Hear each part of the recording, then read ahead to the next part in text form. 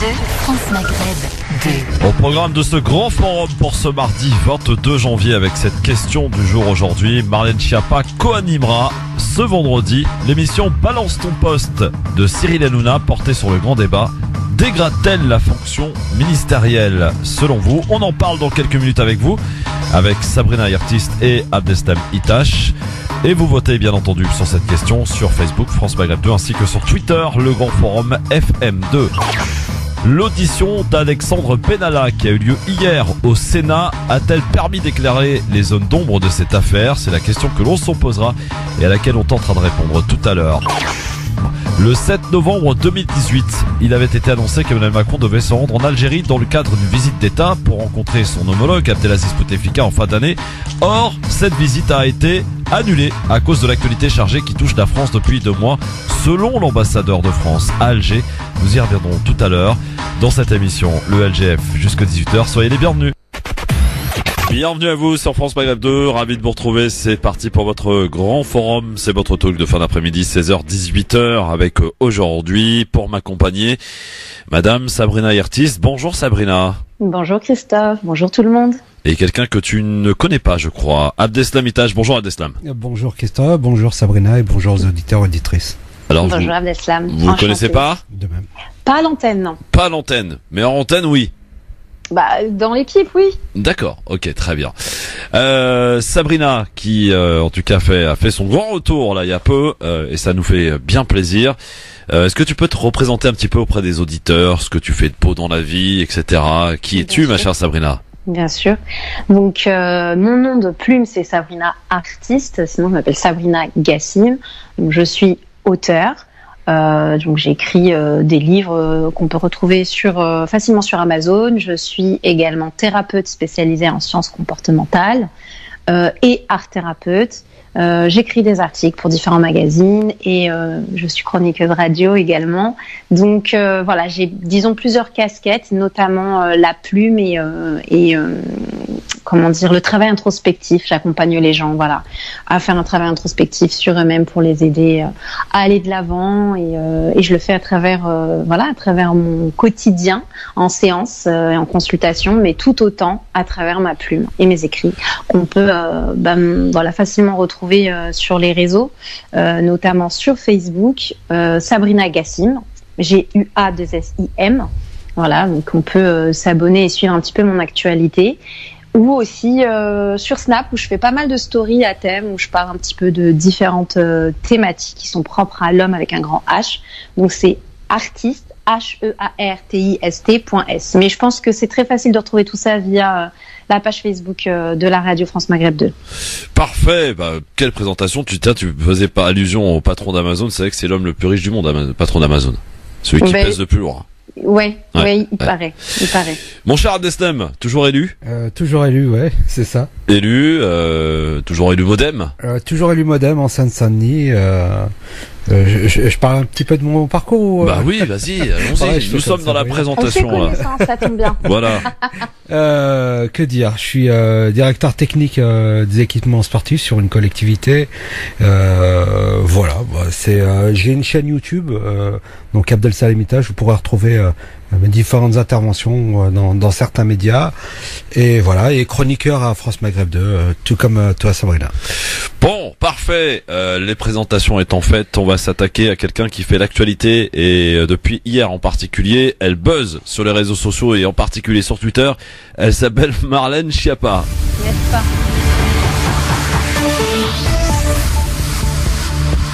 Est-ce que vous nous confirmez tout d'abord votre rôle, celui de co-animatrice ? Alors, ce qui se passe, c'est qu'il va y avoir une émission. Donc, la partie animation du show, elle reste la prérogative de Cyril Hanouna, qui est l'animateur de cette émission. Et moi, je vais animer le débat. C'est-à-dire que je vais venir avec mon paperboard, mes feutres Velleda, et puis je vais animer l'atelier comme si c'était un atelier d'un débat classique en dehors d'un plateau de télévision. Est-ce que vous comprenez que cela puisse choquer, qu'on se dise, est-ce qu'on pose la question de savoir si vous pouvez être à la fois juge et partie? Moi, vous savez, je trouve ça assez incroyable parce qu'en fait, le fait de mettre de côté une partie de la population du débat public, de leur dire vous n'êtes pas assez bien pour participer au débat public, c'est une des raisons qui nous a amené à avoir les Gilets jaunes. Donc je crois que c'est au contraire une bonne initiative que d'aller s'adresser à 700 000 personnes qui regardent l'émission de Cyril Hanouna et qui peut-être n'auraient pas su comment participer au grand débat national et puis de transformer ces plaintes en solutions. Mais vous savez, vous le disiez tout à l'heure, Twitter s'est indigné, mais Twitter s'indigne et s'enflamme extrêmement facilement. Il y a un genre de réflexe de Pavlov dès lors qu'on sort des codes de la politique traditionnelle. J'ai l'habitude, c'était la même chose quand j'ai joué les monologues du vagin ou quand j'ai délocalisé mon cabinet à Trappes. Il y a un a priori d'indignation et puis finalement, on réalise que faire de la politique en dehors des codes, c'est aussi une manière de ramener des gens vers le débat public. Preuve qu'ils répètent absolument leur texte, puisque quelques minutes plus tard sur Europe 1 au micro d'Aliagas, elle a employé exactement les mêmes mots pour s'expliquer. Alors la question aujourd'hui que l'on vous pose, donc Marlène Schiappa qui co-animera donc ce vendredi l'émission Balance ton poste de Cyril Hanouna, portée sur le grand débat national, dégrade-t-elle la fonction ministérielle? C'est ce que l'on peut se poser comme question au vu des réactions et commentaires qui fleurissent sur les réseaux sociaux. Alors vous êtes sans appel, vous, sur Facebook, à dire que vous êtes 83% à penser qu'elle déshonore cette fonction, 85% Facebook France Maghreb 2, 85% sur Twitter, le grand forum FM2. Qu'en pense Abdeslam Itache? Écoute, Christophe, moi j'en perds mon latin. Ouais. Alors les émissions d'Hanouna, je suis pas fan, je ne suis pas du tout. Je pense que c'est alors les propos ouais, il s'agit pas de faire le procès des émissions d'Hanouna. Alors en l'occurrence, c'est une secrétaire d'État à l'égalité homme-femme. Mais je vais y venir, Christophe, et j'ai peur que l'on me taxe de misogyne si je dis que qu'elle est juste incompétente et qu'elle ne fait que se faire plaisir en voulant juste animer un show télé. Et le problème, c'est que aujourd'hui, le grand débat national, beaucoup de gens le présument mort avant qu'il ait commencé. Ouais. Et c'est pas un point positif que de faire ce type de show avec avec Hanouna et avec Marlène Schiappa qui dévalorise la fonction de ministre, elle donc, qui est secrétaire d'État. Pour toi en tout cas, Abdeslam, elle déshonore cette fonction ministérielle, bien qu'elle ne soit que secrétaire d'État. Mais bon, moi je pense qu'elle veut juste se faire plaisir. Oui, alors 01 40 33 9000 pour nous dire vous si elle déshonore cette fonction, ce métier, cette fonction de ministérielle. Vous nous appeler au 01 40 33 9000. Juste avant de prendre la réaction de Sabrina, je précise qu'elle a des hautes ambitions dans la République en marche, cher Abdeslam, et qu'elle sera d'ailleurs la veille sur France 2 dans une émission un peu plus policée. C'est l'émission politique de France 2. Donc grande semaine, j'allais dire, pour Marlène Schiappa, qui s'offre, c'est vrai, une exposition médiatique assez impressionnante en ce moment. Sabrina, est-ce que le mélange des genres là, ça te choque ou pas? Moi, j'ai juste une question pour répondre à ta question. Mais est-ce qu'elle avait besoin de faire cette émission pour dégrader déjà son rôle? J'en sais rien, moi, faudrait lui demander, hein. Mais non, mais ce que je veux dire, c'est qu'on constate tous la même chose. On n'a pas besoin d'attendre en fait cette émission pour savoir que il y a déjà un gros souci déjà dans la structure même de son rôle et de ce qu'elle y apporte. Ouais. Alors, vous, qu'en pensez-vous? 01 40 33 9000, Marlène Schiappa, donc, qui a annoncé qu'elle allait co-animer cette émission avec Cyril Hanouna vendredi soir sur C8. En tout cas, c'est une formidable pub pour l'émission, hein. Je sais pas ce que vous en pensez, mais magnifique, bien réussi pour le coup, hein, Abdeslam. Alors, pour les téléspectateurs qui sont peut-être pro gilets jaunes, à mon avis, ils vont pas le regarder avec un regard positif. Il y aura beaucoup de gilets jaunes d'invités, hein, nous dit-on. Oui, on verra un petit peu si ça tourne au pugilat ou alors au contraire si ça m'étonnerait que ça soit constructif. Franchement, je suis prêt à parier une pièce, Christophe, là tout de suite, mais je suis sûr que ça n'aboutira absolument à rien si ce n'est que discréditer d'abord ce grand débat qui a besoin justement d'être investi par l'ensemble des citoyens qui ont de réelles revendications. Et moi je dis encore que c'est une secrétaire d'État qui a juste envie de se faire plaisir et de se faire une émission de télé. Alors il était pourtant dit, ils avaient déclaré que le début de grand débat, les ministres resteraient un petit peu en retrait. Sabrina, on peut peut-être observer que une semaine à peine après le début du grand débat, Marlène Schiappa s'affiche et participe à une émission grandeur nature pour parler justement du grand débat.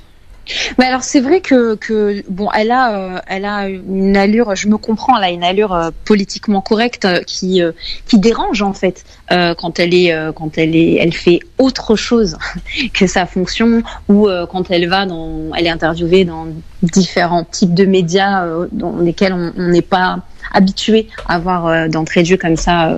Bon là c'est une secrétaire d'État, mais on se comprend, un ministre ou autre. Mais moi personnellement, je prends absolument pas sa défense. J'ai mon avis bien tranché là concernant, mais je trouve que quand même, pour le coup, elle se met quand même en danger pour une émission qui est en direct, face absolument. À un public qui n'est pas forcément convaincu. Je suis pas certaine en fait qu'elle va prendre plus de plaisir que ce qu'on pourrait croire, dans le sens où à mon avis elle peut aussi se tirer une balle dans le pied en faisant ce genre d'émission, parce que même si elle est présentatrice, parce que c'est ça, je pense qu'on va en attendre beaucoup plus. Ouais, alors... Donc il risque d'y avoir une amalgame en fait. Abdeslam, est-ce que tu penses, c'est la question que je te pose, toi qui connais un peu les politiques, est-ce que tu penses que c'est une recommandation du président de la République d'envoyer ses ministres comme ça au casse-pipe? Alors tout d'abord, je pense pas qu'elle va se tirer une balle dans le pied, elle va tirer une balle dans le pied du grand débat. Oui. Non, c'est la course à l'échalote, c'est à chacun des ministres qui en fera le plus pour justement. Ouais, mais il y a une demande de l'exécutif d'y aller. On répartit les rôles. Tu sais comment ça se passe. Non, je pense qu'au Conseil des ministres, lorsque l'on aborde ce genre de choses, chaque ministre y va de sa bonne idée en disant, mais écoutez, moi je suis d'avis à ce que l'on aille sur une émission populaire pour faire ce type d'événement. Pour justement, alors, j'allais dire démystifier ou rendre populaire, mais là c'est juste rendre ridicule le grand débat. Karim est avec nous au 01 40 33 9000, puisque vous le savez, dans cette émission vous avez plus que jamais la parole pour vous exprimer, nous donner votre avis qui nous intéresse. Karim, bonsoir. Bonsoir Christophe, bonsoir pardon à tes invités. Bonsoir. Moi je trouve qu'elle a 1000 fois raison d'y aller, pour une raison très simple. Oui. C'est que moi je suis un défenseur total de Monsieur Macron, non pas son programme économique, parce que Macron ne m'a pas pris, je vais dire, à la dépourvue. Je savais pour qui je votais, j'avais le choix entre le capitalisme et le fascisme. J'ai choisi le capitalisme, donc je savais très bien que Macron n'était pas une assistante sociale, donc je savais très bien que économiquement, socialement, j'allais pas m'y retrouver, mais en tant que musulman, Macron me garantit mon intégrité physique, contrairement à Valls ou à l'autre Valls, s'il avait été élu, je sais plus son nom, le Fillon et toute la bande, qui, je pense, aurait ouvert la chasse aux musulmans comme on ouvre la chasse aux sangliers en ce moment. Et moi, je remercie Macron rien que pour ça, parce que je suis beaucoup plus préoccupé par mon intégrité physique que par mon intégrité sociale. D'abord, je sauve ma peau, et après, je pense en mon ventre. Et puis, je voudrais simplement dire, tu sais, Christophe, toi qui disais qu'il fallait que les banlieues se joignent, après tout, c'est un point de vue qui se défend, moi, je suis tout à fait contre. Mais tu sais que maintenant, les gilets jaunes, tu sais sur comment ils se retrouvent et sur quel cri ils se séparent? Nous sommes chez nous. Et jusqu'à preuve du contraire, nous sommes chez nous. Ce n'est pas un slogan social. En tout cas, c'est un slogan qui permet aux gens du FN de se retrouver. Et on n'entend que ça dans les ronds-points, on n'entend que ça dans les manifestations. Donc, ce que je disais, moi, c'est un peu caricatural, Karim, si tu permets. Hein. C'est un peu caricatural ce que tu fais. Oui, Karim. Vous l'avez pas entendu ces slogans-là? Non, mais attends, on les entend, bien sûr, mais on les entend pas partout. Faut pas non plus en faire une généralité. Pourquoi je dis partout? Moi, je parle de Paris, parce que je suis. Ouais, non. Mais... je sais pas. Et puis, de toute façon, à quoi bon si tous les gens issus des banlieues et d'ailleurs chantent on est chez nous? Oui, on est chez nous, on est en France, et chez nous, c'est notre pays à tous. Il y a aucun problème. C'est pas ça que ça veut dire, Christophe. Ouais. Très bien. Ouais, bien sûr. C'est pas le naïf, enfin. Non, je suis pas naïf, tu sais très bien. Moi, j'aimerais bien crier, nous sommes chez nous, mais tu sais très bien qu'on apprend ce qu'on dira, mais tu peux, Karim. Karim, tu peux, crie-le sur France Maghreb 2, nous sommes chez nous. En attendant, les gilets jaunes qui prennent la parole publiquement et officiellement sur des plateaux de télé, on les entend pas dire ça. Non, on les c'est entend ça. parler au nom de toute la France. Bah oui. Mais encore une fois, c'est de la caricaturale médiatique que tu nous répètes ici, Karim. Non mais écoute Christophe, tu sais que moi je vais te dire une dernière chose et tu pourras le constater. Oui. Tu sais que Macron, il se débat comme un beau diable pour éviter que la laïcité et l'islam, le foulard, viennent dans ce débat, parce que je vous rappelle que les gilets jaunes... Alors pourquoi il a parlé d'immigration? Alors Karim, pourquoi a-t-il parlé d'immigration dans sa lettre envoyée aux Français d'après toi? Parce que si tu veux, il est forcé. Ah, forcé par qui? Par quoi? je te rappelle ce que je te disais. Oui. Il y a un certain lobby qui a dit que la sécurité culturelle des Français passait avant la sécurité économique. Et il est obligé de faire avec, parce que c'est eux qui tiennent les médias. Et s'ils veulent le démolir, ils le démoliront. Bon, merci Karim en tout cas pour ton avis, avocat inconditionnel donc du président Macron, et c'est bien de t'avoir entendu, d'avoir aussi donné tes arguments. 01 40 33 9000 pour prendre la parole. On parle de Schiappa, Marlène de son prénom, secrétaire d'État à égalité homme-femme, qui va participer, qui va co-animer, goûter à cet exercice donc de la télé en direct. Effectivement, Sabrina, tu l'as répété, et c'est très bien de dire que la télé en direct, déjà, il y en a plus beaucoup, et quand il y en a, ça peut représenter une certaine difficulté quand on voit effectivement le sujet sensible. Et ce n'est pas l'exercice de ses fonctions, c'est-à-dire elle n'a pas l'habitude de, elle n'a pas l'habitude de ce genre de truc. Moi, je suis curieuse de la voir en tant que présentatrice. Je suis curieuse de voir sa neutralité. Et je mets bien des guillemets dans neutralité. Ça va pas être possible. Et pourtant, c'est censé être son rôle. Alors c'est vrai qu'on a vu fleurir, amis auditrices, auditeurs, Abdeslam, Sabrina, 01 40 33 9000 pour nous appeler. On a vu fleurir ces derniers temps dans le PAF. C'est comme ça qu'on dit dans le paysage audiovisuel, des émissions, j'allais dire, de talk comme ça qui apparaissent, où on fait un peu un mélange des genres. On est capable de recevoir Vianney et puis juste après Nicolas Hulot. Voilà, c'est ce genre d'émission qui a fleuri et qui visiblement intéresse et marche. Est-ce que vous êtes fan, vous, de ce genre d'émission? On peut en citer quelques-unes. Il y a Ruquier, il y a Ardisson, il y a maintenant Hanouna, il y en a encore plein d'autres, on en oublie évidemment. Est-ce que ce mélange des genres est plutôt intéressant? Parce qu'avant, on avait bien séparé les choses entre les variétés, entre le politique, etc. Et chacun s'y retrouvait, chacun regardait ce qu'il voulait. Aujourd'hui, on a un espèce de condensé de tous ces sujets qui se mélangent pour peut-être attirer un public un peu plus large, je sais pas. Voilà, c'est ce que j'allais dire. Je suis pas spécialement fan de ce genre d'émission. Ceci étant, je trouve ça intelligemment construit dans la mesure où on va toucher à un public beaucoup plus large, tout simplement. Le but aussi, c'est de pouvoir atteindre.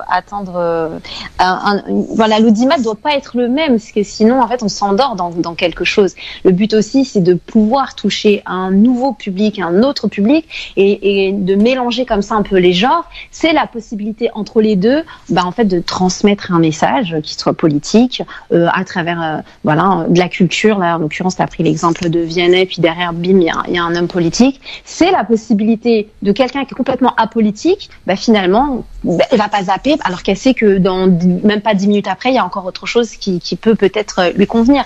Et c'est finalement aussi ce que Hanouna tend vers ça, alors que c'est absolument pas à la base, c'est absolument pas son créneau, à Hanouna. Absolument.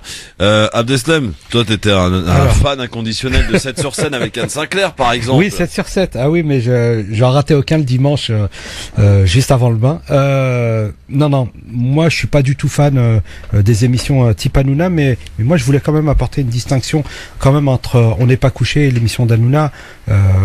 On n'est pas couché, on avait quand même certains intervenants, certains politiques, certaines personnalités de qualité, des auteurs de livres, et c'était quand même il y avait quand même quelques levels au-dessus de. Pourquoi tu parles au passé? Et quel livre? Elle existe toujours, J'ai pas là en tête lequel, mais on avait pas mal d'auteurs, de réalisateurs de films et de politiques. Non, mais c'était ironique.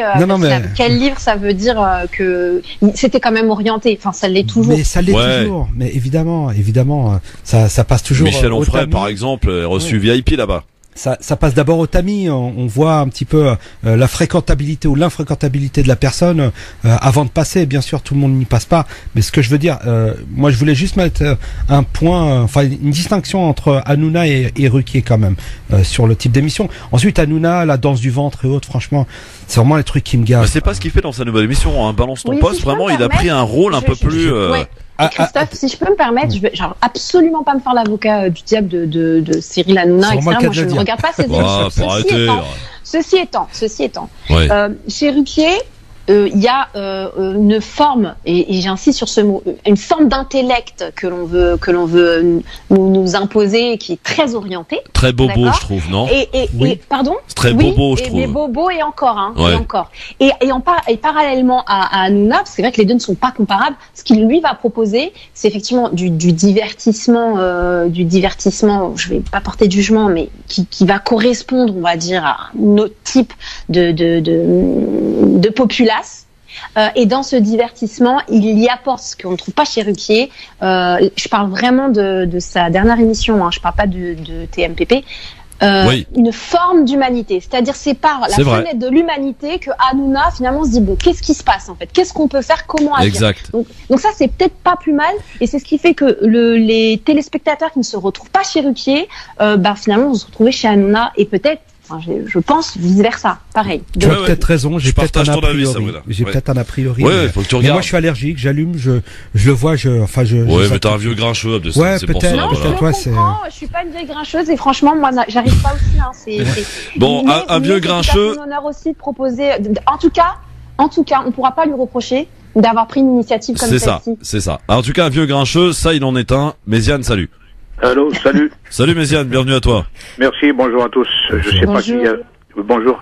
Je voudrais que vous invitez à méditer sur une phrase qui avait été dite par Mao concernant les injustices sociales, où il a dit textuellement les intellectuels s'indignent et fomentent les révolutions, les braves les exécutent et les lâches viennent récupérer. Qu'est-ce que vous en pensez? Qu'est-ce que tu veux dire, Méziane, exactement? Je vous pose la question. Non, mais moi je te pose la question. Oui. Non, mais c'est-à-dire que dans toute injustice sociale, il y a des gens qui veulent la justice et d'autres qui s'accommodent des prébendes qui peuvent à qui on peut donner des miettes, bien entendu, et qui par conséquent vendent leur âme. Et lorsqu'il y a des gens qui disent nous, on va finir par rendre la justice au prix d'un sacrifice, et puis qu'après, tous les lâches viennent récupérer, là, je trouve que c'est de la nature humaine et c'est désolant. Merci Méziane. Bon, petite réflexion de notre ami Méziane. On méditera, promis Méziane. L'auteur le plus lu au monde, Mao Tse-tung, puisque le livre rouge est donné à chaque nouveau-né chinois, et quand on regarde le nombre de nouveau-nés, pas étonnant que ce soit un best-seller. À suivre dans un instant, un avis tranché. C'est le premier de la saison pour Sabrina Artiste. Ma chère Sabrina, de quoi vas-tu nous parler dans un instant? Je ne peux pas dire de quoi je parlerai. Ce sera. Alors, quel est le titre? Je dirais hashtag, j'espère que je vais bien le prononcer, hashtag Portitruidi. Ouais, d'accord. Merci Sabrina. Bon, ok. Dans un instant, à découvrir donc l'avis tranché de Sabrina Artiste. Et dans un instant, on va parler d'un autre homme sulfureux qui a passé devant la commission du Sénat. Alexandre Benalla a-t-il permis cette commission hier d'éloigner des zones d'ombre? C'est la question à laquelle on est en train de répondre dans un instant avec vous, bien entendu, au 01 40 33 9000. Et puis à suivre aussi dans le LGF, pourquoi Emmanuel Macron a annulé sa visite en Algérie, pourtant prévue fin d'année? D'après l'ambassadeur de France en Algérie, c'est à cause des gilets jaunes. À tout de suite. France Maghreb 2, France Maghreb 2. LGF, le grand forum, merci d'être avec nous en direct jusque 18h avec vos appels bien sûr, et cette question du jour, Marlène Schiappa qui je le rappelle va co-animer avec Cyril Hanouna l'émission Balance ton poste sur C8 vendredi prochain. Il s'agira d'évoquer et de parler du grand débat national, en fait de le faire en direct à la télé. Est-ce qu'elle déshonore le rôle ministériel, Madame Schiappa? C'est la question que l'on vous pose et à laquelle vous répondez sur Facebook France Maghreb 2 ainsi que sur Twitter le grand forum FM2. Et pour l'heure, je rappelle, vous êtes 85% à le penser sur Twitter, 83% idem sur Facebook à le penser. Vous continuez de voter bien entendu et à nous appeler si vous le souhaitez aussi en direct au 01 40 33 9000. Avant que l'on se penche sur le cas Alexandre Benalla qui a qui est passé pour la deuxième fois devant la commission du Sénat hier. Est-ce que cela a permis d'assombrir, enfin d'éloigner des zones d'ombre de cette affaire? C'est la question à laquelle on tentera de répondre dans un instant. Mais pour l'heure, c'est l'heure de la vie tranchée, c'est le premier de la saison et comme toute première évidemment c'est toujours bon à entendre, à écouter, à déguster. C'est la vie tranchée de Sabrina Artist. 5, 4,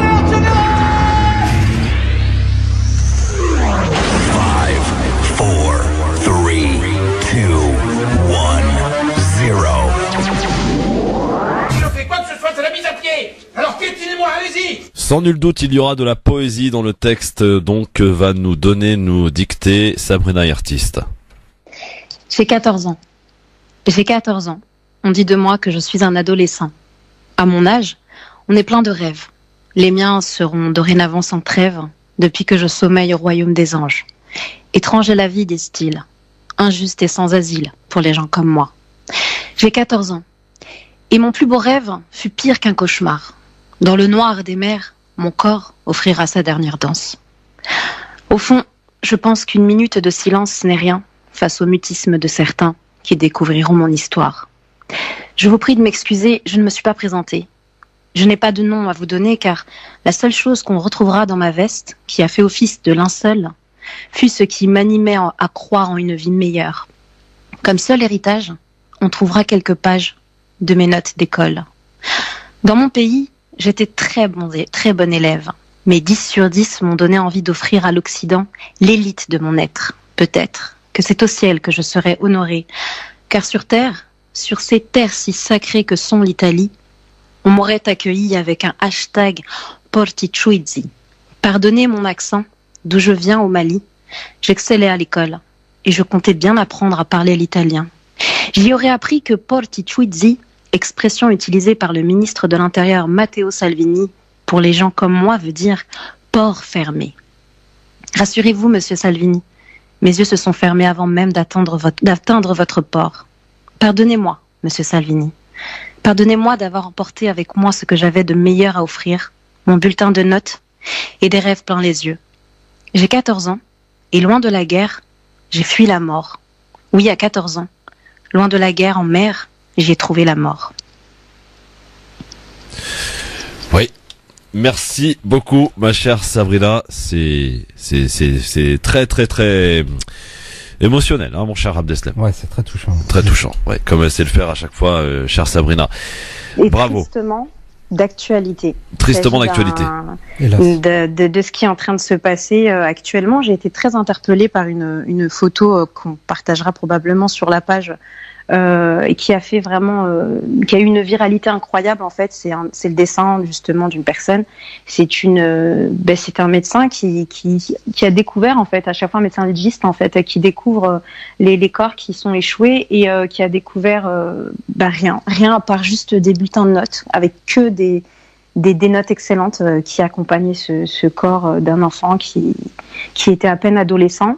Et en réponse, justement, le ministre italien, le ministre de l'Intérieur, en réponse en fait à ce dessin qui a vraiment été très viral, entre autres, a continué avec son hashtag port fermé. Et puisque tu parles de Salvini, il vient de déclarer cet après-midi que la France avait un très mauvais président de la République, signé Salvini. Voilà. Venant de lui, c'est presque touchant. Voilà. Bon, merci beaucoup Sabrina Artist. Vous retrouverez bien entendu la vie tranchée de Sabrina sur la page Christophe Le Grand Forum, sans nul doute. Et je t'invite aussi à nous envoyer le texte, comme ça on pourra le publier sur le site www.francemagab2.fr, ma chère Sabrina. Avec plaisir. Bon, c'est parfait. Alors, on va s'attaquer maintenant, si vous le voulez bien, à un autre homme qui a fait l'actualité. Pour la deuxième fois, il s'est présenté devant la commission d'enquête sénatoriale en charge de l'affaire qui porte son nom et qui marque le quinquennat d'Emmanuel Macron. L'affaire Alexandre Benalla, l'ancien collaborateur du chef de l'État, licencié cet été, vous le savez, de l'Élysée après des violences sur des manifestants. C'est pour ce motif-là d'ailleurs que le Sénat au mois de septembre l'avait une première fois auditionné. Ce lundi, c'est un autre volet de l'affaire qui était à l'ordre du jour, l'utilisation par Alexandre Benalla de ses passeports diplomatiques alors que justement il avait été licencié d'Élysée utilisés. Ces faits lui valent une mise en examen, mais ces faits, eh bien, Alexandre Benalla s'est peu épanché dessus. Je vous propose de faire un petit florilège de cette commission hier d'Alexandre Benalla. Je ne répondrai pas à ces questions devant votre commission, j'en suis désolé. Toutes les déclarations que je peux faire devant vous peuvent être retenues contre moi par la justice ultérieurement. Vous vous abritez derrière la mission de la justice, en vérité, quand ça vous arrange. Vous avez le droit de me poser beaucoup de questions et moi je vous donne mes réponses comme je l'entends. Oui, c'est ce que nous constatons. C'est une connerie de ma part de les avoir utilisées au vu de la polémique qui est sortie après. Je ne détiens aucun secret, je ne fais aucun chantage. S'il répond pas, c'est qu'il est gêné pour répondre. Et s'il est gêné, c'est qu'on peut peut-être soupçonner des choses pas tout à fait claires. Voilà pour ce qui est de ce petit florilège donc d'Alexandre Benalla qui avait promis en décembre quand même, je le rappelle, dernier de ne plus se taire. Il en est pour l'instant resté au stade de la menace hier donc lors de cette commission. Alors Abdeslam, mais qu'est-ce qu'il est opaque, c'est dingue, hein. Il est vraiment opaque quoi sur ça. Hein. Est-ce que cette commission a permis d'éloigner des zones d'ombre de cette affaire, Abdeslam? Alors, d'abord, je voulais juste faire un petit parallèle entre ce qu'a dénoncé Sabrina juste à l'instant, les vrais problèmes et les problèmes sociétaux, les gens qui justement perdent leur vie en essayant de traverser la Méditerranée, les mamans qui essayent d'élever seules leurs enfants, et toutes ces choses de la société qui sont des maux MAUX qu'il faut absolument réparer. Et à côté de ça, on va nous parler d'un Benalla qui à un moment s'est rendu lors d'une manifestation, qui a frappé des personnes, et cette série qui est d'un très mauvais goût et qui dure depuis cet été et qui nous fatigue parce que pendant ce temps-là, on ne parle pas des vrais problèmes. Moi, ce que je veux juste dire, c'est qu'à un moment, Alexandre Benalla a commis des erreurs. Plusieurs erreurs. On pourra les aborder si vous voulez. Mais on a aussi une corporation qui ne supportait pas à un moment qu'une personne issue de l'immigration puisse arriver à ce niveau de responsabilité. Oh non, tu vas pas nous sortir cet argument, Christophe. Et cette corporation l'a poussé à la faute, notamment sur et lui il y a été mais à plein pot. Mesquine. Non mais franchement, tu m'enlèves les mots de la bouche, Christophe. C'est quand même, c'est un peu. J'ai des avec tout le respect que je peux avoir pour toi. C'est quand même un peu gros de dire ça. C'est-à-dire, lui, il a pas son libre arbitre, en fait. Lui, voilà, comme un imbécile, et c'est un pion. C'est encore un pion, il est arrivé, il a foncé dans le tas, et tout simplement. J'ai dit qu'il avait commis des erreurs. Oui. Et on pourra les lister, les erreurs. Bien sûr. Mais pas des moindres, quand même. Des moindres. Bien sûr, mais pas des moindres, évidemment. Ensuite, on est dans un état de droit, donc il sera très certainement jugé pour toutes ces choses-là. Alors, s'il ne veut pas prendre... Ou pas, mais bon, ça sera à la justice de décider. Ça sera ni à Christophe, ni à Abdeslam, ni à Sabrina. Mais ce que je veux juste dire, c'est que on est dans un état de droit. Il sera poursuivi ou non pour ces affaires-là. En effet, il a commis plusieurs erreurs. Moi, excuse-moi, il y a juste un truc qui me gêne dans ce que tu dis. Je peux être d'accord avec toi sur pas mal de choses, mais cette victimisation que l'on nous sort à outrance, moi, me fatigue. Je vous le dis vraiment très sincèrement. Le fait qu'il s'appelle Alexandre Benalla et qu'il soit issu d'immigration, qu'il puisse accéder à un poste haut placé et que c'est à cause de ça qu'il a commis des erreurs, moi je l'entends pas ce discours. Non, c'est pas à cause de ça qu'il a commis des erreurs. Mais je parlais d'une corporation. On a tapé dessus parce que. Non, une corporation qui l'a bien invité à se rendre à ce type d'événement et l'a laissé juste déraper quand il fallait déraper. Donc et en effet, il n'a pas été fin en se rendant dans ce type de manifestation. En plus, quand on l'invite à porter un brassard de la police. Un très mauvais exemple pour l'immigration. Ah oui, mais bien sûr, évidemment, c'est un très très mauvais exemple. Je suis pas en train de dire que c'est une pépite et que c'est le meilleur d'entre nous. C'est pas ce que j'ai dit. Je dis seulement qu'on a une corporation qui ne supportait pas d'avoir une personne qui était à ce niveau de responsabilité et naturellement, voilà, on l'a fait descendre en flammes parce qu'on très aisément et très facilement on n'hésite pas à gêner les personnes qui justement essayent d'avancer. Ensuite, les erreurs qu'il a commises, il en répondra. Ensuite, sur le fait qu'il n'ait pas parlé au Sénat, parce qu'il a bien compris une chose, c'est que tous les mots qu'il utiliserait pourraient se retourner contre lui lors... Il était bien préparé, faut dire. Oui, il était préparé, mais je pense qu'il est plutôt doué de ce côté-là. Enfin, voilà, s'il a pas répondu, moi, franchement, Christophe. Donc, ça n'a pas permis d'éloigner les zones d'ombre, alors? Non, du tout. Non, bien sûr que non. Vos appels, vos avis nous intéressent. 01 40 33 9000. Est-ce que vous êtes plutôt dans l'argumentaire que vient de nous présenter Abdeslam, ou est-ce que vous êtes plutôt argumentaire Sabrina, qu'elle n'a pas encore donné, mais qu'elle va nous donner maintenant? et que j'imagine est légèrement différent. Mais très légèrement. Mon avis n'appartient qu'à moi. Bien sûr. Et je vais le dire vraiment comme n'importe quel citoyen. Moi, quand je regarde comme ça d'extérieur l'affaire Benalla, je le dis vraiment ouvertement, je me dis, mais qu'est-ce que cet homme cache ou porte? Pourtant, tu me connais, Christophe, je suis pas genre théorie du complot, les trucs comme ça, c'est pas mon univers. Ouais. Mais qu'est-ce que cet homme cache, porte? On dirait qu'il a, alors le mot est fort, d'accord, je vous l'accorde. On dirait qu'il a une forme d'immunité, en fait. On sent qu'il sait que quoi qu'il arrive, il va pas tomber, en fait. Bah oui. Parce qu'il porte quelque chose. Ressort. Quoi? On ne sait pas. Parce que moi, je vous garantis que quelqu'un d'autre, en temps normal, mais la personne, elle aurait, d'autant plus issue de l'immigration, mais elle aurait sauté depuis longtemps. Et deuxième point, Benalla ne prouve qu'une chose, c'est là où c'est vrai, je rejoins Abdeslam par rapport au début de ce qu'il disait, c'est que moi je suis fatiguée d'une chose, je suis fatiguée de j'ai l'impression qu'à chaque fois en France, dès qu'il se passe quelque chose, on essaie d'en faire une symbolique. Voilà, le symbole de quelque chose, et on passe à côté de réels symboles qui ont besoin urgemment, d'où justement cette crise qu'on est en train de vivre sans précédent en France, et qui elle regorge de plus que de symboles. Justement, ce sont des symboles qui se sont multipliés, et c'est pas normal.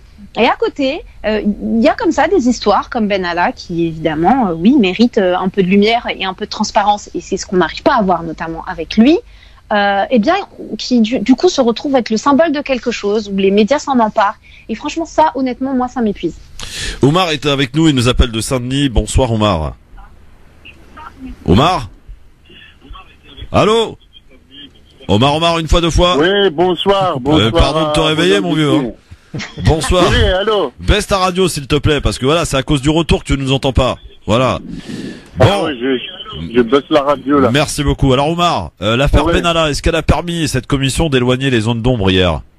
Ouais, parce que je vais vous dire une chose, Christophe. Dès qu'il était convoqué devant le juge, moi je le savais, qu'il répond à aucune question. Hein, c'était pas un juge hier, hein, c'était une commission des Sénats. Ouais, voilà. Oui, parce que les sénateurs, elle était convoqué le lundi avant, et comme par hasard, elle était interpellée avant lundi, quoi. Oui, il a été interpellé jeudi. Oui. C'est ça le problème. Donc, c'est pour ça, tu sais que vous répondez pas aux questions, vous allez pas. Au moins, comme ça, c'est réglé. Il est un peu obligé d'y aller quand même. Hein, il est un peu obligé. Il était un peu obligé d'y aller quand même. Ouais, mais tu te réponds pas, tu vas pas. Il a essayé la première fois de pas y aller. Moi, je réponds pas. Ouais, je me demande pourquoi il a dit. Mais il a le droit de préparer sa défense. Oui, absolument. Merci Omar. Merci à toi en tout cas. Et vous avez remarqué, il a même fait du Georges Marchais. Vous venez avec vos questions, je viens avec mes réponses. Voilà. Hein, ça c'est un vieux. Il a une impertinence quand même, hein, qui est propre à lui. Hein, on est d'accord. Hein. Oui. Abdeslam, je sais pas. Quand même. Ouais. Non, mais c'est il a quelques références historiques et politiques, hein, notamment sur la de marché, mais voilà, vous venez avec vos questions, j'ai avec mes réponses. Je vous dirai ce que j'ai envie de vous dire, mais à la limite, il a en droit de préparer sa défense pour un éventuel procès. Donc, et il sait très bien que tout ce qu'il dira lors du Sénat, enfin lors de cette audition, le limitera sur ses propos à venir, s'il doit être entendu devant un juge. Venez nous dire vous si cette affaire Benalla vous fatigue à l'image de Abdeslam. 01 40 33 9000, ou est-ce que vous êtes plutôt friand des nouvelles révélations qui guettent cette affaire? Parce qu'il y en a quand même pas mal des révélations à chaque fois. C'est un véritable feuilleton, hein, Sabrina. Ouais, franchement, honnêtement, c'est pas le feuilleton qui me donne des frissons. Hein. Non. Encore une fois, comme je le dis, moi, c'est l'histoire d'un symbole qui n'a pas à en être un. Mouloud est avec nous au téléphone, 01 40 33 9000. Bonsoir Mouloud. Ouais, bonsoir Christophe, bonsoir à tes invités, bonjour Sabrina. Oui. Concernant l'affaire de Benalla, moi je suivrais l'avis plutôt de Sabrina. Moi, à mon avis, je sais pas, j'ai regardé hier, c'est l'image de la France je me suis dit, à l'étranger, on est la risée avec ça. Là. Ah oui. On est la risée de le truc. Mais à mon avis, ce mec-là, il tient la République. Il a un secret. Parce que contrairement à ce qu'il disait hier, à un moment donné, je sais pas si vous avez regardé, il a dit, je peux vous dire que je n'ai aucun secret, que je me vengerai pas, etc. Oui. Eh ben, faut prendre le contraire de ce qu'il a dit. Tu vois ce que je veux dire? Christophe, il y a une histoire du coffre. Tu te souviens? Le coffre qui a disparu. Oui. Les flics sont arrivés devant la porte, ils ont trouvé la porte, ils sont refermés. N'importe quel autre citoyen, ils auraient défoncé la porte pour avoir le truc. Moi, ce qui me choque dans cette histoire, c'est le 2 poids 2 mesures. Quand tu vois, par exemple, par rapport aux gilets jaunes, t'as des mecs qui ont été directement en tôle pour avoir manifesté, tout ça. Et lui, à mon avis, il devrait être en tôle depuis longtemps, ce mec-là. Ils ont manifesté, attention. Hein? Ils ont pas été en tôle. Non, mais moi, je veux dire le 2 poids 2 mesures. Il a été convoqué et il y avait l'histoire du faux. Tu sais, le papier non signé, là. Ouais. La juge d'instruction n'a pas suivi les réquisitions du procureur qui demandait à ce qu'il soit condamné. Vous permettez que je vous donne un autre exemple de ce qui est scandaleux? Quand Nicolas Sarkozy est mis en examen et qu'on lui permet d'aller dormir chez lui. Ah oui, tout à fait. Non, le 2 poids 2 mesures, il existe depuis un moment. Mais vous n'avez pas remarqué toutes et tous. Christophe, il y a une autre phrase. Attends, bouge pas, Mouloud, bouge pas. Il y a un nom qui est quand même apparu dans cette commission d'enquête, des commissions sénatoriales hier, c'est le prénom Salomon. Et il y a beaucoup d'articles qui se mettraient en lien avec Israël. Oui. Et il a été plusieurs fois cité dans cette commission, ce fameux Salomon. Voilà, petite parenthèse refermée. Djouri aussi. Oui, Monsieur Djouri, avec qui il entretient des relations. Que des mecs bien. Ah bah. Que des gens fréquentables. Mais à mon avis, moi, tu veux que je te dise? Oui, Mouloud, il détient un secret, ce mec-là. Il tient Macron. Macron, il est tenu par lui. En fait, il tient la République. Et c'est scandaleux quand tu vois que la 5e puissance mondiale est aux mains de ce mec-là. Mais moi, je vais te dire un truc. La semaine dernière, il y a Pascal Praud. Oui. Tu sais son émission. Oui. Je sais pas si vous en avez parlé. Je l'ai écouté un matin. Tu sais ce qu'il a dit à l'antenne? Il a dit que de toute façon, dans les milieux, dans les dîners parisiens journalistiques, tout le monde, avec un sourire aux lèvres, tout le monde connaît la vérité. J'aurais bien voulu qu'il la dise. Moi, je la connais, la vérité. Je sais ce que c'est. Merci, Mouloud. Et pour ce mec-là, Pascal Praud, pour qu'il sorte cette phrase, c'est qu'il y a quelque chose. Je sais pas, vous vous souvenez de l'histoire de Mitterrand, la fille cachée. Oui. Tu te souviens, Christophe, à l'époque? Quand même, il y a même Edernalier qui l'a payé de sa vie parce qu'il voulait dévoiler. En fait, il avait sa maîtresse, c'était Madame Pinjot, pardon. Et à l'époque, moi je pense que si le secret avait été révélé, ça aurait pas été un scandale. Parce que bon, une maîtresse dans les mœurs françaises, ça aurait passé. À mon avis, il n'aurait rien eu, Mitterrand. Mais là, c'est autre chose. Et à mon avis, moi ce qui me scandalise, c'est que ce mec-là, il tient le président de la République de la 5e puissance mondiale entre ses mains, par des secrets. Et je crois qu'il va falloir en finir. Moi, je pense qu'il y a des journalistes qui disaient sous Pasqua, ou pendant la 4e, il aurait disparu, ce mec-là. Merci Mouloud pour ton avis. Est-ce que vous partagez le fait que Benalla tienne le président de la République? C'est vrai qu'il l'a pour l'instant pas lâché, même si le sens contraire indique des faits que Macron ait lâché Benalla, qu'il a été lâché par quelques ministres aussi. Oui, l'entourage de Macron. Voilà, l'entourage de Macron l'a quelque peu lâché. Est-ce que l'argument exposé par Mouloud est entendable? C'est lui donner quand même un peu trop de pouvoir à Benalla. Après, effectivement, on sent qu'il y a quelque chose de pas clair. Ça manque de transparence. L'affaire Benalla, elle manque de transparence totale. C'est pas la première fois. C'est pas la première fois qu'une histoire comme ça, on va dire, salade du fait par le gouvernement. Qu'on agit dans l'urgence et qu'on essaie de masquer un petit peu ce qu'on peut masquer. Aujourd'hui, si nous, il y a la lumière sur cette histoire, c'est tout simplement parce que ça a commencé par les médias en fait, et que sur les réseaux, cette vidéo elle a tourné, et que du coup, nous, le grand public, en fait, on s'est alerté, et qu'à un moment donné, comment est-ce qu'on fait pour pouvoir expliquer au grand public qui est cet homme, pourquoi il a fait ça, et c'est parti plus loin. Mais ça n'appartient encore qu'à moi. Mais moi, je pense que des Benalla, il y en a bien plus qu'on ne le croit, qu'on ne connaît absolument pas, dont on a, parce que je trouve que c'est lui donner un trop grand pouvoir de dire que Benalla tient la 5e République, 5e puissance, pardon. Je ne pense pas.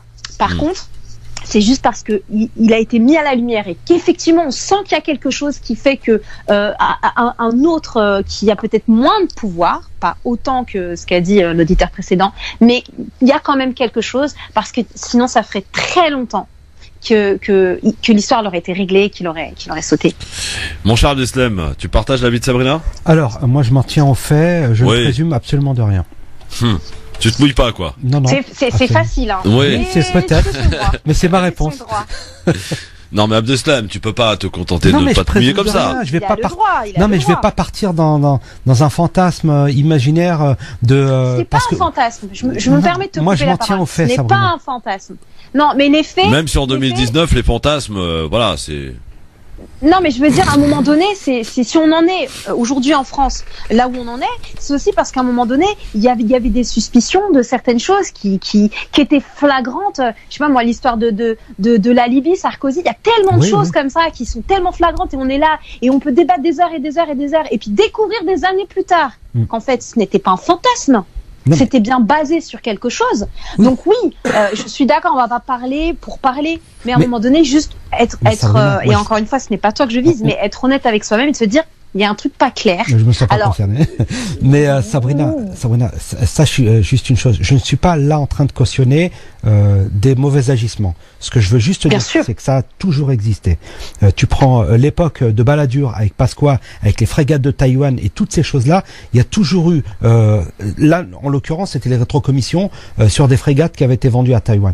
Il y a eu un tas de choses comme ça. Je parlais tout à l'heure de Nicolas Sarkozy qui était en garde à vue, que l'on a invité à aller dormir chez lui. Je peux dire une chose, hein, c'est du jamais vu. C'est du jamais vu. Et il y a toujours eu des affaires comme ça, de personnes qui ont disparu, de gens qui bizarrement se sont suicidés. J'ai presque envie de dire, et très ironiquement, avec 2 balles. Tu vois, donc. Donc la suspicion, elle est légitime en fait quand on voit la succession en fait de ce genre de cas de figure, où je te rejoins complètement sur ça. Ça a toujours existé, ça continuera. Moi, tu me reprocheras pas de m'en tenir qu'au fait, Sabrina. Non, du tout. Voilà. non. Je dis juste que c'est facile. On te reprochera pas de pas te mouiller, mon cher Abdeslam. Pas de problème. Oui, je suis suisse. On prend acte. Voilà. Il a le droit. Il a le droit, absolument. Bon, vos appels, bien sûr, au 01 40 33 9000. On va ouvrir un autre dossier dans un instant et laisser Benalla, l'affaire Benalla, et de ce que l'on en connaît en tout cas, et ouvrir un autre sujet, mesdames, messieurs. Vous vous rappelez peut-être qu'au mois de novembre dernier, c'est Vital là. A inauguré quelques trucs en France, et que Macron est venu rencontrer un homme d'affaires et qu'il avait annoncé ce jour-là, à cette occasion, une visite d'État pour aller rencontrer son homologue Abdelaziz Bouteflika avant la fin de l'année 2018. On est en 2019, ça ne vous aura pas échappé. Et l'ambassadeur de France en Algérie répond à cette visite d'État qui est a priori annulée, que c'est à cause de ce qui se passe en France, donc à cause des gilets jaunes. Décidément, ces gilets jaunes, hein. Incroyable. On en reparle dans un instant. Et vos appels, 01 40 33 9000. Et on pourra se poser la question des relations entre l'Algérie et la France, qui depuis le départ de Jacques Chirac sont pas terribles quand même, il faut le dire. Quand on y ajoute que 30% de visas en moins délivrés pour les Algériens cette année par la France, et le Maroc en est le grand gagnant de ces visas parmi les pays maghrébins cette année. On va essayer d'ouvrir un dossier pas sensible parce qu'il n'y en a pas ici, mais on va l'ouvrir avec vous tranquillement. 01 40 33 9000, à tout de suite. LGF, le grand forum, je vous rappelle la question d'aujourd'hui à propos de ce qui fait le buzz en ce moment, hein, depuis hier. C'est Marlène Schiappa qui va co-animer cette émission Balance ton poste avec Cyril Hanouna vendredi prochain sur C8 à propos du grand débat national. Est-ce qu'elle déshonore le rôle ministériel? Eh bien, c'est la question que l'on vous pose, à laquelle vous répondez sur Facebook France Maghreb 2 ainsi que sur Twitter LGF, le grand forum, FM2. Alors, on va ouvrir maintenant un autre dossier. En effet, le 7 novembre 2018, il avait été annoncé que Macron devait se rendre en Algérie dans le cadre d'une visite d'État pour rencontrer son homologue Abdelaziz Bouteflika en fin d'année. Or, cette visite a été annulée à cause de l'actualité chargée qui touche la France depuis 2 mois. Selon l'ambassadeur de France à Alger, la visite d'État d'Emmanuel Macron, prévue en Algérie, a été annulée à cause de l'actualité des Gilets jaunes. C'est ce qu'a affirmé donc Xavier Driancourt dans un entretien au site d'information Tout sur l'Algérie. J'ai cru comprendre que depuis 2 mois, il y a pas mal d'actualités qui ont fait que le président français, qui objectivement envisageait de venir en visite d'État en Algérie, m'est annulé. Donc plusieurs déplacements à l'étranger, c'est ce qu'a déclaré en tout cas le haut diplomate. Il est quelque peu retenu en France, il a d'autres préoccupations, a-t-il encore précisé. Alors, sur cet aspect, avant de revenir quand même sur les tenants et les aboutissants de cette affaire, on voit quand même, on constate que depuis, j'allais dire, le président Chirac, il y a eu Sarkozy, il y a eu Hollande et il y a aujourd'hui Macron. 3 présidents qui n'ont pas fait, j'allais dire, grand appel du pied à l'Algérie. On se souvient de dernière visite marquante du président Chirac en 2003.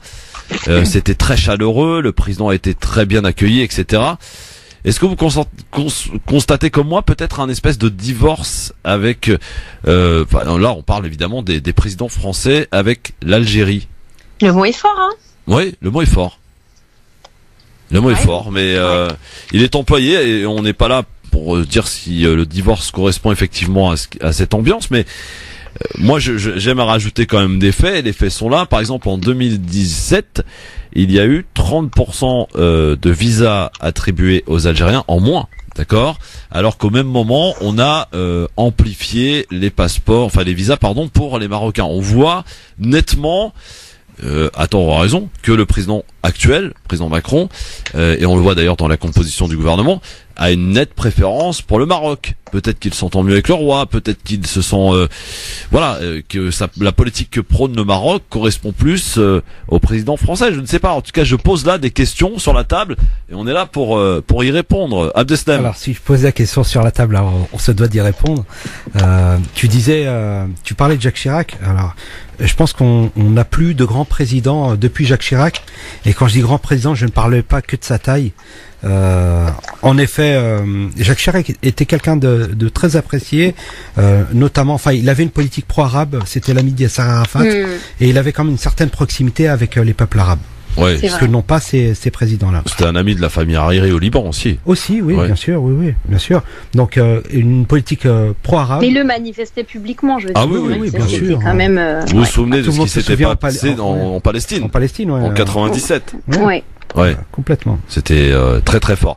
Mais et donc, Abdeslam, à part le fait de dire que Jacques Chirac était un grand président, comment analyses-tu justement le changement des relations franco-algériennes? Ça s'est dégradé depuis Sarkozy, et il faut reconnaître que François Hollande avait quand même reconnu le massacre du 17 octobre 1961, ces Algériens qui avaient été jetés à la Seine, et n'oublions pas que le candidat Emmanuel Macron, qui s'était rendu en Algérie, avait parlé justement de ces massacres, et qu'il y avait...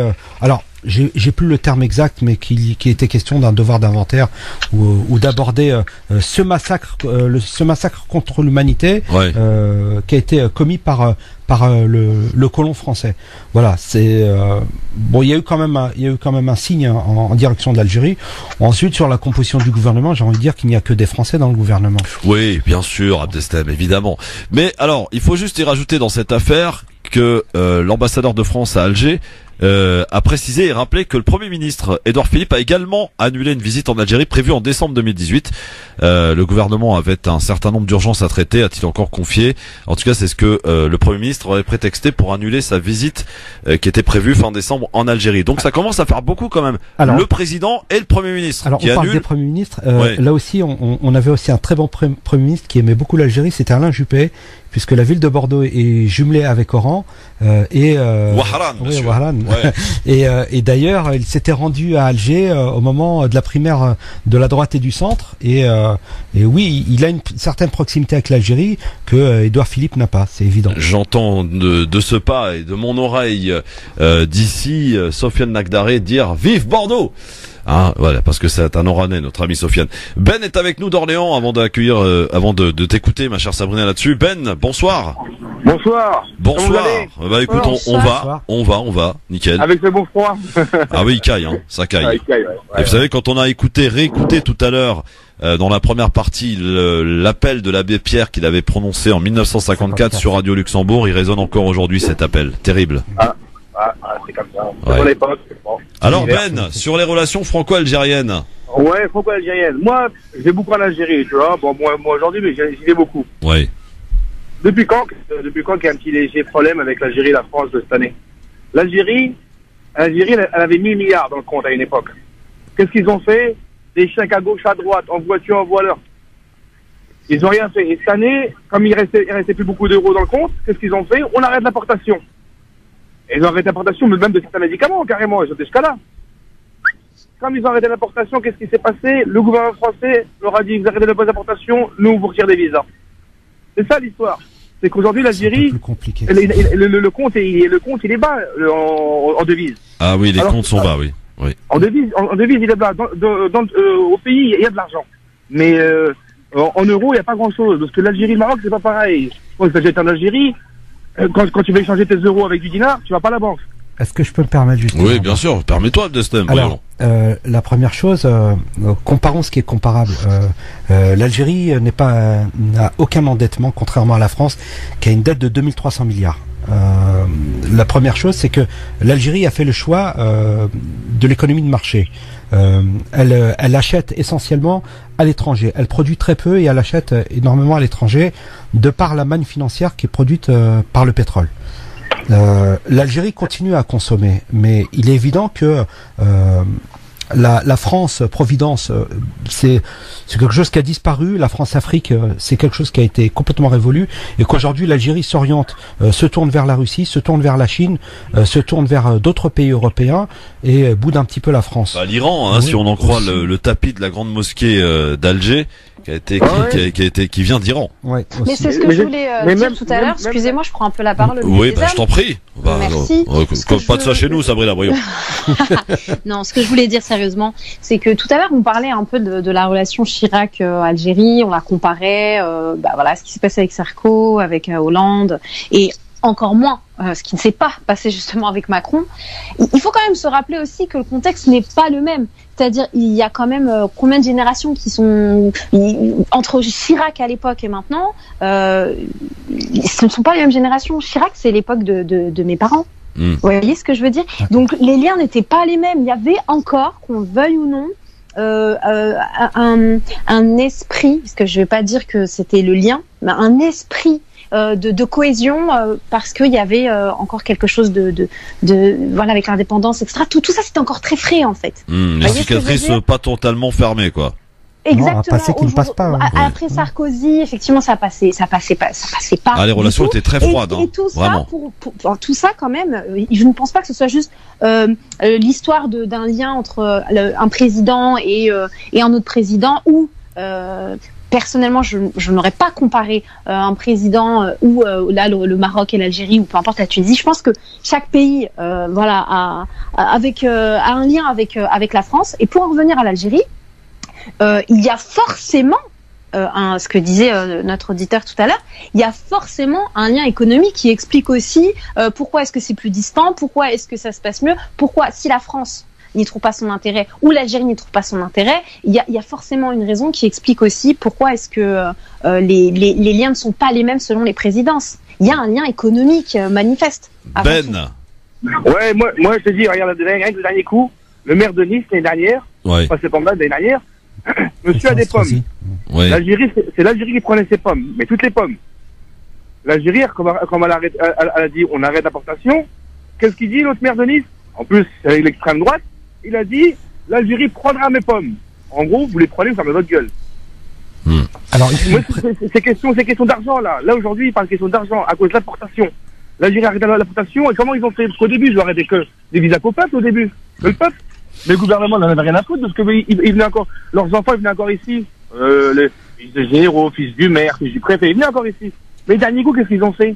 Eh ben, ils ont pas donné les visas aussi au fils du préfet, au fils de l'autre, et leur ont enlevé tous ces petits trucs-là.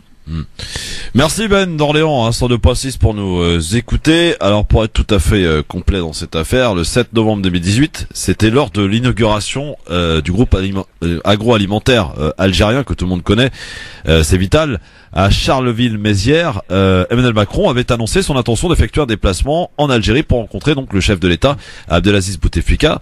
C'est parti de là, effectivement, de cette annonce de ce jour-là, que cette visite d'État pourrait se faire pour aller rencontrer son homologue Abdelaziz Bouteflika. Je n'ose pas imaginer, Abdeslam, que cette visite n'a pas pu se faire à cause de la raison de l'état de santé du président actuel. Non, il y a peut-être d'autres choses. Oui. Peut-être l'état de santé d'Abdelaziz Bouteflika, ou alors un calendrier qui ne correspond pas justement.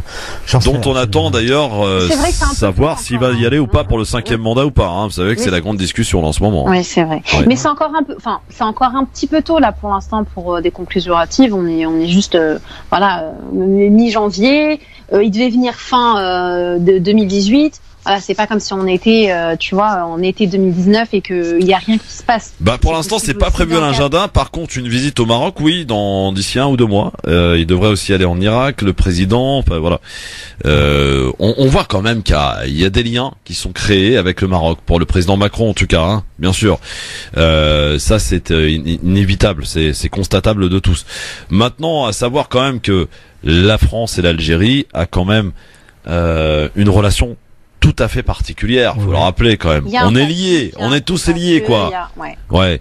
Et un reportage disait l'autre fois que si on fait le calcul de tous ceux qui viennent d'Algérie, tous ceux qui ont des origines, les pieds noirs, etc., eh bien, ça représente 10 millions de personnes en France qui auraient un lien de près ou de loin avec l'Algérie. C'est impressionnant, ce chiffre. Tu sais ce que j'aime à dire pas le nier, celui-là. Ce sont des faux stats, hein. Et j'aime toujours à dire que ça va pas plaire, hein. Un Français sur 2 a un lien avec l'Algérie. Oui, quasiment. Mais c'est impressionnant. Ce chiffre est très éloquent, mon cher Abdeslam. Oui, non, mais il y a un lien qui existe entre la France et l'Algérie. Enfin, c'était 1830, je crois, la colonisation de l'Algérie. Donc ça ne date pas d'hier. Et oui, il y a des liens très forts entre la France et l'Algérie. Aujourd'hui, ne serait-ce que... Mais moi, je voulais juste te parler du Premier ministre. On parlait tout à l'heure des Premiers ministres. Moi, je vais te parler d'un Premier ministre qui a été vraiment médiocre avec l'Algérie. Je pense à Manuel Valls qui s'est amusé à se prendre en photo avec Abdelaziz Bouteflika. Une photo qui ne le mettait pas en valeur et qui l'a fait circuler. Je sais pas si tu te souviens de cette photo-là. Non, parce que Valls m'a pas marqué non plus, hein, comme étant un grand Premier ministre. Moi, il m'a marqué, mais dans le mauvais sens. Mais, oui. C'est d'une telle médiocrité, le même qui poussait la déchéance, la déchéance de la nationalité française, qui touchait bien sûr les binationaux, et on voit bien qui ça visait, et en même temps de l'autre côté de la... Et tu vois bien que ça s'est pas fait parce que ça concernait aussi d'autres types de populations et qu'il était inenvisageable de pouvoir supprimer la binationalité pour les Israéliens, notamment. Bien sûr. Pour les Franco-Israéliens. Voilà. Pour être très clair, hein, parce qu'on n'est pas là non plus pour se cacher, il faut dire les choses telles qu'elles sont. Voilà. Bon, on va suivre ça de près quand même. On va voir comment ça va évoluer cette histoire, cette relation franco-algérienne, et si effectivement le président Macron décide finalement d'y aller ou pas. Voilà, effectivement, on verra en tout cas, et on va suivre ça de près. Allez, on se fait un petit zapping là, sorti de nulle part, enfin si, sorti quand même du frigo. À tout de suite. Allô quoi. C'est comme si je te dis, t'es une fille, t'as pas de cheveux. Par exemple, dans ce collège à Creil, 3 jeunes filles musulmanes. Elle n'est pas voilée parce qu'elle est libre. C'est ça la République. Aujourd'hui, on a des branleuses à 12 ans qui vous donnent des leçons. Il y a des nègres américains qui étaient pour l'esclavage. Hein. Elles sont l'étendard du pouvoir religieux. Va dormir pendant au moins 24 heures. Je suis pas venue ici pour souffrir, ok? Les meilleurs moments de l'actualité à la radio, à la télé, dans notre zapping quotidien que vous allez pouvoir commenter avec nous, bien sûr, en nous appelant si vous le souhaitez au 01 40 33 9000, puisque plus que jamais vous avez la parole dans cette émission. Sachez-le et faites-le savoir. Alors, tiens, pour commencer ce zapping, petit retour en arrière. Je vous le propose, ce petit retour en arrière. Voici ce que déclarait le candidat Macron à propos des violences policières. C'était durant la campagne présidentielle. Voici ce qu'il disait à l'époque. Pour expliquer les violences policières, il n'y a aucun bon argument. Parce qu'il n'y a pas d'autorité de l'État dans les quartiers s'il n'y a pas une autorité dans l'État. Dès qu'il y a une bavure, il doit y avoir une réponse et une sanction. Mais elle est hiérarchique. 1, il faut tirer au clair les situations. 2, c'est pas possible, quand il y a une violence policière, qu'il n'y ait aucune sanction dans la hiérarchie policière. Il y en a. Il y a un commissaire de police, il y a un directeur départemental de la sécurité publique, il y a un préfet, il y a un ministre. Donc, moi je crois à une république de la responsabilité. Monsieur le Président, à l'époque où il n'était encore pas président, il était que candidat à propos des violences policières. Le discours, alors j'allais pas dire change, parce qu'il s'est pas trop exprimé sur les violences policières, voire même pas du tout. C'est plutôt d'ailleurs exprimé sur les violences des manifestants. Aujourd'hui, la violence policière est bel et bien présente. Aujourd'hui, Abdeslam. Oui, elle existe et elle a toujours existé, et il faut condamner justement tous les excès de personnes qui justement usent de leur pouvoir pour justement régler leurs comptes voilà, enfin, on est dans un état de droit et naturellement, il y a l'inspection générale des services qui est là pour. Qu'est-ce qui se passe, Abdeslam? Je te sens pas bien là, t'es fatigué. Qu'est-ce qui se passe? Ouais, peut-être un peu. Dis-moi, allonge-toi sur le divan là, on va faire une petite séance de thérapie là. Je suis là. Je sens que ma réponse ne convient pas. Non, c'est pas ça, c'est que je te trouve très fatigué aujourd'hui. Je suis inquiet pour ton état de santé. Je suis un peu fiévreux. Ouais. Ah, d'accord. Du coup, voilà, il y a pas le punch habituel là. Non, mais les mots sont là et les mots alignés font des phrases et laisse transparaître des pensées. Oui, sujet, verbe, complément. Par rapport à ton zapping, ce que j'ai entendu sur Macron, ça m'interpelle parce que vraiment, quand je l'entends, je me dis, mais je crois qu'on n'a jamais connu dans l'histoire de la présidence de France un président aussi scolaire dans sa façon de parler. On sent qu'il y a vraiment pas, il est pas expérimenté en fait. C'est comme ça que ça doit se passer, c'est comme ça que c'est censé être, c'est comme ça. Mais alors que la réalité est tout autre.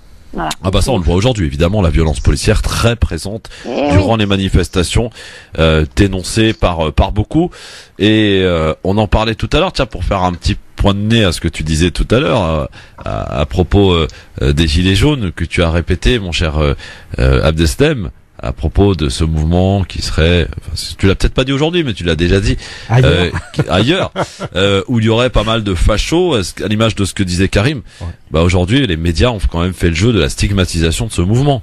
Et j'allais te dire, même si on condamne évidemment avec toutes nos forces la violence envers qui que ce soit, la violence envers les journalistes, elle s'explique. Elle ne se comprend pas, mais elle s'explique.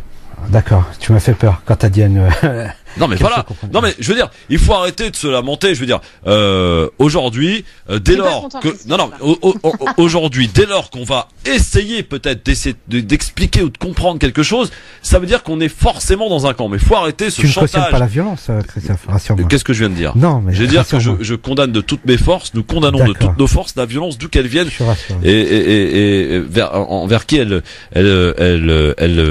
s'exprime. Mais aujourd'hui, quand on voit que les journalistes n'ont cessé, depuis le début de ce mouvement, de stigmatiser, et d'ailleurs j'en pointe du doigt ici même à la radio, qui disent, oui, le mouvement des Gilets jaunes, ce sont des fachos, parce qu'on a vu telle chose. Vous êtes en train de faire exactement ce que vous reprochez aux autres, c'est-à-dire que quand on parle des banlieues des quartiers, on va stigmatiser les banlieues des quartiers en disant il y a que des trafiquants et il y a que des gens qui dire que les gilets jaunes étaient des fachos. Non mais si, j'ai cru avoir entendu dire que parmi les gilets jaunes, il y avait des fachos. Oui. Donc parmi les gens dans les quartiers, il y a aussi des gens qui foutent la merde dans les cités. Est-ce que c'est pour autant qu'on va dire que tous les gens qui habitent les quartiers sont des fouteurs de merde? Non. Mais bien sûr que non. Donc arrêtez de prendre de stigmatiser des mouvements comme ça quand ça vous arrange. Qui ont infiltré le mouvement. Donc il y a pas de jeunes qui foutent de bordel dans les cités. Il n'y a pas d'identitaires qui se trouvent il y a pas de bordel dans les cités. Mais bien sûr, il y a même des fachos dans les cités. Bon, est-ce que c'est pour autant le quotidien, enfin relatons que dans la donc tout ce qui se passe dans les quartiers, c'est le bordel. Il y a une part d'identitaire. Je pense que chacun donne son avis, qu'on soit là pour débattre. Espérons que des auditeurs viennent participer à ce débat très Ouais, qu'ils appellent. Tu appellent parce que moi j'en ai marre, moi. S'ils n'ont pas croisé des fachos. Non mais il y en a. Mais comme il y en a. Je suis rassuré. Mais attends, mais la France, qui a voté pour 40% à Marine Le Pen? Ce sont des gens qui sont peut-être pas des fachos. Non, peut-être pas d'ailleurs. Il y a beaucoup de gauches, d'anciens gauchos qui ont été déçus de la gauche. Alors, tu as raison, Christophe. Historiquement, l'électorat ouvrier était un électorat communiste. Bah évidemment. Et on sait ce qu'ont fait les communistes dans les quartiers notamment. Hein. Mais bien sûr. Ils ont fait de la merde. Mais j'en sais quelque chose. Excusez-moi. J'ai grandi dans une ville communiste, alors que j'ai fait basculer en 2014. Mais j'ai pas été biberonné au communisme. On referme la parenthèse, si tu le veux bien. mais arrêtons de stigmatiser. Voilà, je refuse qu'on stigmatise quoi que ce soit. Qu'il y a des je m'en fous. Parmi le mouvement. Ouais, bah il y en a. Est-ce que tu l'acceptes? Oui, je l'accepte. Merci. Mais, voilà, c'est tout. Mais c'est pas la majorité. Non, c'est pas la majorité. Bon alors arrêtez d'appuyer là où ça fait mal. C'est une infime minorité. Bon bah alors arrêtez de parler de la minorité. Donc, tu vois, bruyante. Finalement, nous convergeons. Non, ma chère Sabrina, non, au bout d'un moment, Sabrina, je suis sûr que tu dis que j'ai raison. Mais... Ah non, mais comment ça non? Merci Sabrina. Je dis juste que vous avez tous les deux un discours et que c'est un discours de sourds, tout simplement. Je vous le dis sincèrement. Ah dans bon? le sens où, en fait, oui, parce que t'es en train de faire valoir quelque chose qui est très intéressant, Christophe. Et en face, on entend quelque chose qui peut se valoir et en fait, on ne comprend pas que les deux, au final, il y a une réalité des deux côtés, en fait. Ouais. On peut pas imposer ni un avis ni l'autre parce qu'on mais moi j'accepte sa réalité. En fait. Faut qu'il accepte la mienne. Non, mais t'as raison. Parmi les gilets jaunes, il y a des fachos. Oui, d'accord. Allez, voilà. Et aujourd'hui, voilà, tu vois comme ce qui se passe pour les journalistes aujourd'hui quand on prononce ce genre de phrases à longueur de journée dans les médias. Hein, qu'est-ce qui se passe pour les journalistes aujourd'hui? Écoute, en sortant de la radio, je te dirais si j'ai été agressé ou pas. Oui, bah fais pas le malin, Abdeslamitash. Hein. Alors, je vous apprends rien en vous disant qu'hier nous étions le 21 janvier. Et paraît-il, c'est le jour le plus déprimant de l'année. Explication dans la matinale d'RMC chez Bourdin. C'est peut-être pour ça que notre ami Abdeslam est mal aujourd'hui. 21 janvier est le jour le plus déprimant de l'année. Pourquoi? En fait, c'est le 3e lundi du mois de janvier parce que les fêtes sont loin, les prochaines vacances sont loin aussi, on n'a pas encore la paye, il fait gris, etc. Tout ça, c'est un baromètre établi par un psychologue britannique. On s'est rendu compte ensuite qu'il était en cheville avec des compagnies aériennes pour vendre des billets d'avion. Bon, bref. Une société s'est quand même interrogée, est-ce que les Français ont vraiment le blues aujourd'hui? 16% se disent déprimés, 29% en manque d'énergie, c'est plutôt dans la moyenne. En fait, c'est le manque de lumière avec la mélatonine, l'hormone du sommeil qui nous fait un peu avoir ce coup de mou en ce 3e lundi du mois de janvier. Eh ben voilà, vous savez pourquoi hier vous étiez déprimé, vous étiez au fond du trou, voilà. Il nous manque de la lumière, il nous manque du soleil, quoi, clairement. Explique cela. Bah ouais, hein, Sabrina? Eh ben justement, quelque chose qui permettrait aux gens, parce que les gens, il y en a qui souffrent vraiment du manque de lumière, il y a ce qu'on appelle la luminothérapie. Je ne sais pas si vous connaissez. C'est quelque chose aujourd'hui qui est accessible au niveau de la bourse à tout le monde. C'est quoi, c'est à l'espère bronzer, c'est ça? Non, absolument pas. D'accord. Avec les UV. Ah, c'est pas les UV, ouais. Pour la santé, c'est vraiment de la luminothérapie. C'est, par exemple, toi, tout de suite, là, à l'antenne, tu pourrais, en même temps que tu fais l'émission, ça, c'est utiliser une sorte de un petit appareil qui coûte, franchement, il y en a pour toutes les bourses, et on peut le mettre au bureau de travail, le matin, et on fait entre une demi-heure à 1 heure d'exposition, et ça permet, en fait, de réguler, justement, le sommeil, le manque de luminosité, parce que souvent, on a des gros problèmes de sommeil, comme il y a le blues de l'hiver, la dépression de l'hiver, comme on le dit, et justement, ça permet à pas mal de personnes de pallier à ça. Donc renseignez-vous, parce que ça existe et ça permet vraiment de passer un hiver un petit peu plus agréable quand on manque de luminosité, effectivement. Merci pour le conseil, ma chère Sabrina. Je suis sûr qu'il a été entendu de toutes et de tous. Ils sont 26 milliardaires à détenir autant d'argent que la moitié de l'humanité. Je vous assure que c'est vrai. Explication. 26 milliardaires détiennent autant d'argent que la moitié de l'humanité. Voilà ce que dit le dernier rapport de l'ONG Oxfam, alors que se tient le Forum mondial de Davos cette semaine et que 150 grands patrons sont reçus par Emmanuel Macron. 2,5 milliards de dollars de plus chaque jour dans la poche des milliardaires, alors que la somme détenue par les plus pauvres, elle a chuté de 11% l'an dernier. C'est le constat alarmant de l'ONG Oxfam. Imaginez l'homme le plus riche de la planète, Jeff Bezos, le patron d'Amazon. Il pèse 112 milliards d'euros. Et bien, le budget santé d'un pays comme l'Éthiopie représente 1% de sa fortune. Incroyable quand même. De plus en plus de pauvres et de plus en plus de riches, quoi. Enfin, de moins en moins de riches. De moins en moins de riches, mais de plus en plus riches. Oui. Voilà, on va dire ça comme ça. Avec des sommes vertigineuses. Exactement. C'est scandaleux. Voilà, bon, on passe à autre chose. Tiens, un petit tour à présent, et pour se divertir, je sais pas si vous regardez de temps en temps l'émission Les 12 coups de midi sur TF1, présentée par Jean-Luc Reichmann. Et voilà, on parle smartphone aux toilettes. Hachek. Martial, vous y allez avec votre téléphone, votre smartphone aux toilettes? Oui, régulièrement pour regarder un petit peu tout ce qui est attrait à l'actualité, et des fois ça m'aide.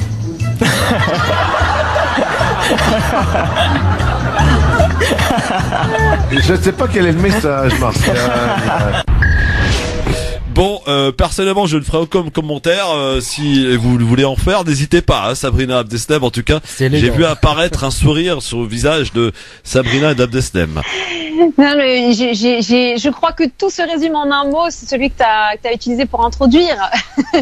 Hachek. Hachek, voilà. Ouais. Bon, je suis sûr que beaucoup se reconnaissent là, hein. Non, mais j'en vois plein là qui vont effectivement aux toilettes avec leur téléphone, hein. Ah ouais. D'ailleurs, j'en connais plein qui l'ont fait couler. Bon, voilà, il est tombé quoi. Le téléphone.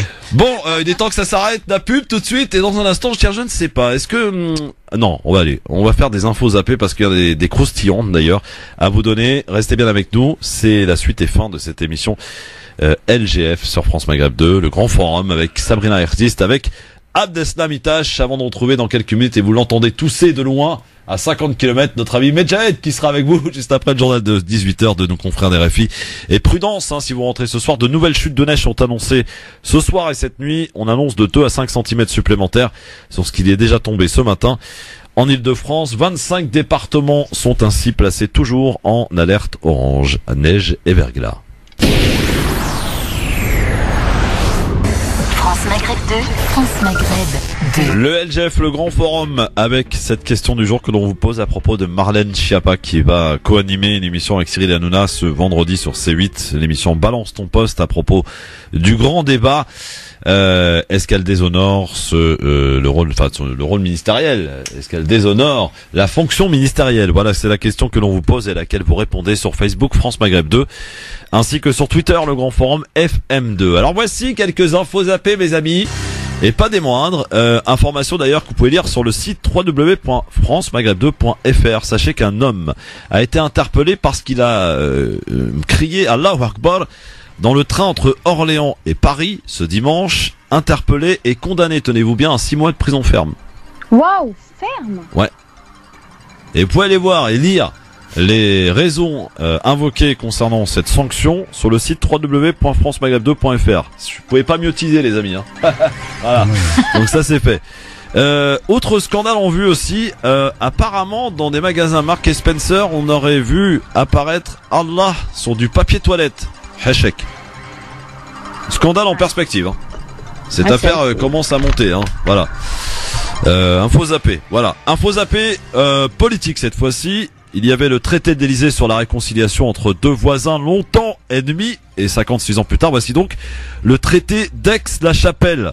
Nouveau traité donc pour célébrer l'amitié franco-allemande. Il vient d'être signé tout à l'heure par Angela Merkel et Emmanuel Macron, le président français d'ailleurs, en a profité pour rappeler le poids de l'histoire dans cette relation entre la France et l'Allemagne. Je propose juste de l'écouter. Les conflits entre la France et l'Allemagne ont mis le monde à feu et à sang. Et il était de notre devoir d'y mettre un terme définitif. C'est chose faite. Notre ambition commune, désormais, doit être que l'Europe soit le bouclier de nos peuples contre les nouveaux tumultes du monde. Ce sont ces nouvelles protections. C'est notre capacité à enfin expliquer, montrer et démontrer que l'amitié entre l'Allemagne et la France, que nos projets communs, que notre ambition pour l'Europe est ce qui protège vraiment.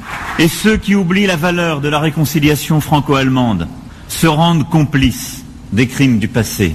Ceux qui caricaturent ou répandent le mensonge font mal à notre histoire et à nos peuples qu'ils prétendent défendre en voulant faire bégayer nos histoires.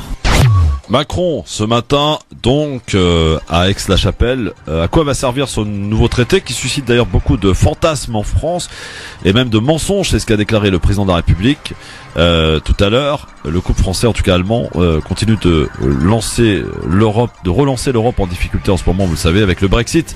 Notamment, c'est vrai qu'on voit plein de théories du complot apparaître. Vous avez certainement lu comme moi que le président français voulait donner l'Alsace et la Lorraine à l'Allemagne, etc.